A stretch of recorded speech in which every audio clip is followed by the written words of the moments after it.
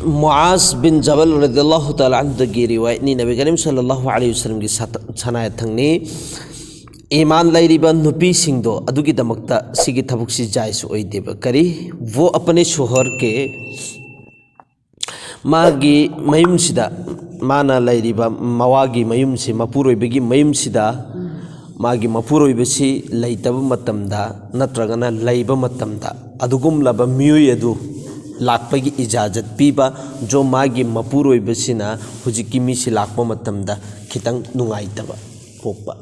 हाइबदी मागी मपुरोइबसिना युमसिदा सिगी नुपासी लाकपसी मंगोंदा नुंगाइतबम पोएने अदुगी नुपादो लाखलकपसी सिगी जायस नतेबा जो मागी मपुरोइबना नुंगाइतबा थबुक सितौरोइदबने हाइबदनेबा हुजिकी नुपादुसु लाखलोइदबने हाइबने इजाजत याउदबिदा मान राजी ओइरगदी कैसु अकाइब लैत्रे राजी ओइरगदी ईमान वाली ओइबगी एक ओइरगदी अदुगिदु जायस ओइदे हाइबदनेबा जबके अदि मतुंगदुदा अमका करिगुंबा मासिना युमदगी थोगेने अदु थोकपसेदा मागी नुपीसिना मागी मपुरोइबिसिना नुंगाइत्रेने मान थोकपसे अदुइ तारगदी सिसु जायस ओइदेबा अदुगा सिदसु हाइरेबा शोहरगी मामलादा मागी मपुरोइबगी मामलादा कनामी अमतगी इतात तौगनोइ मागी मपुरोइबिसिगी मामलादा कनामी अमतगी हाइबि इनगनो हाइबिसिदी हाइबदी मागी मपुरोइबने यादब थबुक्तो अमबो इनगनो हाइबदुनेबा अमबो इनगनो हाइबदी मागी मपुरोइबगी खिलाफता माने यनिंगदब थबुकसिंगदा अमबो इनगनो हाइबदुनेबा जो भी मागी मपुरोइबन हाइबदु खक लौगदमि सिनेबा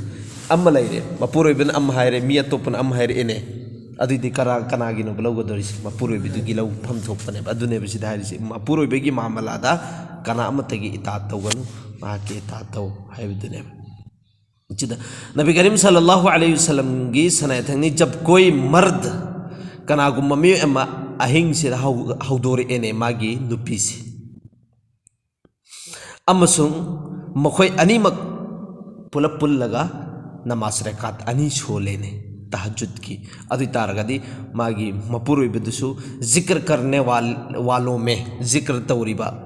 पुंकुन मरी जिक्र तौरिबा मिसिंगदो अदुगी मनुंगदुदा ममिंग इहनबिखरनी मागी नुपीसिसु जिक्र करने वालियों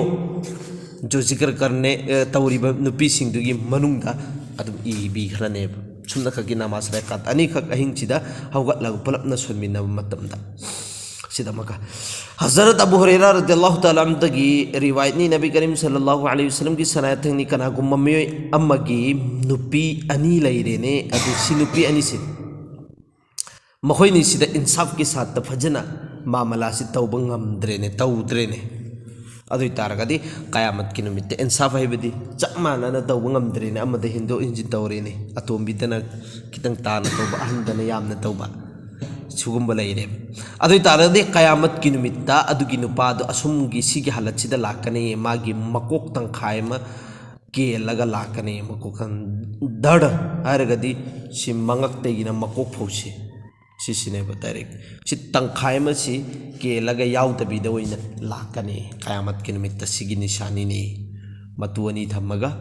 इंसाफ के साथ चप माना तौब ngамदबगी हजरत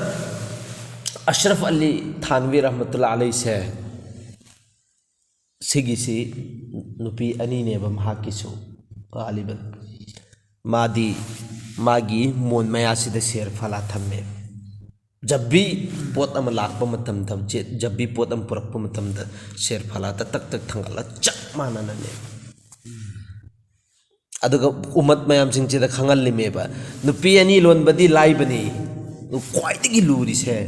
सिगी सिने आइना नखोइद ताकनांगाई दमक्तनी नुपी अनी थंबगी क्याम लूबनो हाइबदु ताकनांगाई दमक्तनी आइना इनाक्ते शेर फला थम्मे सेना उम्मत सिंह चिदा खंगल लम्मे नुपी अनी लोनबदो कोई बेरा लैतेबा मरी लोलोबा सऊदीदा लोलेबा मरी अरबता लोलिएबा मफम अतोतोपा मफमसिंगसिदा अरब मचासिंगसिना इंडिया सिदी नुपी अममुम खक्तने हाइबा मतमदा मपांगन याउदबा पोट असोनाना दिहे याउदबा दुगुम्बा मी ओइना खन्ने इंडिया मचासे मपांगन सोनबा मीने खल्ले मीगिदी मरी मरी नेबा मरी सी युम मरी सादोकदोरिमी गाड़ी मरी थमगदोरिमी मिनाई मरी थमगदोरिमी ꯑꯅ ꯂꯤꯡꯅ ꯊꯝꯗꯣꯏ ꯑꯗꯨ ꯚꯥꯔꯥ ꯑꯩꯈꯣꯏꯅ ꯑꯗꯨꯅ ꯑꯩꯈꯣꯏꯅꯁꯨ ꯂꯣꯟꯕ ꯉꯝꯗ꯭ꯔꯦꯕ ꯑꯃꯁꯤ ꯐꯥꯎꯕ ꯁꯦꯟꯅꯕ ꯉꯝꯗ꯭ꯔꯀꯥꯟꯁꯤꯗ ꯀꯔꯥꯏ ꯃꯔꯤ ꯁꯦꯟꯅꯔꯨꯅꯤꯒꯦ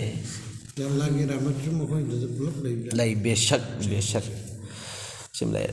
ꯑꯗꯣ ꯀꯌꯥꯃꯠꯀꯤ ꯅꯨꯃꯤꯠꯇ ꯑꯗꯨꯃꯥꯏꯅ ꯑꯗꯨꯒꯤ ꯍꯜꯂꯛꯇ ꯂꯥꯛꯀꯅꯤ नबी करीम सल्लल्लाहु अलैहि वसल्लम की सनाया थंगनी उजी की हदीस तिरमिजी शरीफ तगी लौथोरपनी सिगिसिन तरगीब तरहीब तगी नुपी सिना करीगुंबा नमाज मतम मंगासी सोलब अमसुंग मागी आबरू की हिफाजत तौरब आबरू हरगदी मागी इज्जत की हिफाजत तौरब अमसुंग मागी मपुरोइबसी हाइबे इल्लबा अदुई तारगदी जन्नत की मनुंगदा हें क़यामत की निमित्त चतपा मतमदा अल्लाह ने हुकुम तौरानी नंग न सिगी जन्नत की थोंग निपान से सिदगी नंग न पांब थोंग द चंगोना नुपी गी दे एंगोबा एकोई नि नुपी न हाइबे इल्लदेन लाक्तेबा मोइगी दि मपुरोइबन हाइबे इल्लदेन लाइमेबा बराल हाइबेदि करिगुंबा नामाज मतम मंगासी थादोक्तरबा मागी आबरूसी की हिफाजत तौरबा हुजिक्ति सेंगना फगी जुगाइसु नत्रसु सिगी ममांगदा अमदा इखोगी धरना अमा तौखिबताइने मौ करी नुपी थीबा मीना मौ कोइबा यारोइना अमा कन्ना लाउदना खोतना अइदि मोबाइल थेंगनबनिको हुजि कन्ना चटनखलिबा पांगन मरक्तसु अल्लाहना हिफाजत तौबिबोइसनु सिगी थबुक सेमा अदो मवा मपुरोइबा लैतबा मतमदा फोन पाइरमिना अदुम अम्मा तौरासु हप्तंगी खाइनबनी अदुम मथंग यौनखिदौरिमेबा थबुक तौबनी चटनखरिबा सिगी केससिदी याम लैखरे आकरिदसु कसारदसु याम लैखरे मणिपुरदसु लैतनाय लैते लैरमगन मपालमदसु लै अदु सिगिसिदा अदुनने भाइरिसि मागी आब्रूसिगी हिफाजत तौरबा मागी मपुरोइबिसि लैतब मतमदा आब्रू मागी इज्जत सिगी हिफाजत बस हक ओइगन सेंगना अदुगुम्बा इखोइसु पामेबा खालिस मागी मपुरोइबा सिखक्की असेंगमा अदुगुम्बा मतंग फंगदि फगदन भारत अदो अदुगा मागी मपुरोइबिसिगी इखोइसु थांगतला थमगेबे इंशाल्लाह इखोइसु मायाम अमा सिदा होतनरिमि नैनरिमि अदो अदुगुम्बोइ तारगदि इखोइसु जमीनदन आसमान मथक्ता थांगतला पुरी लैरिबा मायामसिंगसि मथक्ता थांगतला थमगेबा मागी आब्रूगी हिफाजत तौबीबा अमसु मागी मपुरोइबिसिगी हाइब इल्लबा अदुइ तारगदि अल्लाहना से यंगोबा नंगना पांबा जन्नत की थोंग छे सिसिंगसिगी मनुंगदगी नहाकना पांबा अम्मा चटलो अदुइदुगा चंगो हाइरिमेबा जन्नत ए अल्लाहना ने नबी करीम सल्लल्लाहु अलैहि वसल्लम की सनायतनी क़यामत की निमित अदुगी नुपी अदुगी मैकैदेदा अल्लाह ताला ने येंगोये जो मागी शोहर के नाशुक्र मागी मपुरोइबसिगी नाशुक्र तौरिबा मिदो हालांकि नुपी हाइबिसि मागी नुपीसि बीबीसि सि मतम चुप्पदा मपुरोइबदेगी लैथोकबा यारारोइदबा बेनियास ओइबा यारोइदबा पोसक अमनि अदुनेबसिदा हिनिंगिसे हाइबदि नाशुकर है अदुम कोई लैताइने नुपीसिना नंग अदुनीदना आई अतोपदा पालमगदी आइदे अदुनी अदानी अदु तौखरदमे अदु नंगिसिदा लैबदा दुनियादा सिमयाम अदुगुम पोसकसिंगनेबा नाशुकर तौसे भरे अल्हम्दुलिल्लाह लाना एगोंदा पीबनी नुपीदुसु हायोबा अइसे तसेंगनमक्की ओइना नहाकिसिदा लैरमद्रगदी आई अतोपदा लैरमदि आइदि अमांगबो ओइरमदबनी si haibiyo ba nupiduna su nupadun su hayo ba sengna aina nungairiसे aisida nahak si lakpadagi ni yumda nahak sa aigi tu oirakpadi sugumba wahaysingi yamna apaw posakni adumaina taweba क़यामत की निमित्त एंगोये अल्लाह ताला ना मागी में केदा अल्लाह ताला तारीफ खर्च अमल तो पिक पीने पे पेशन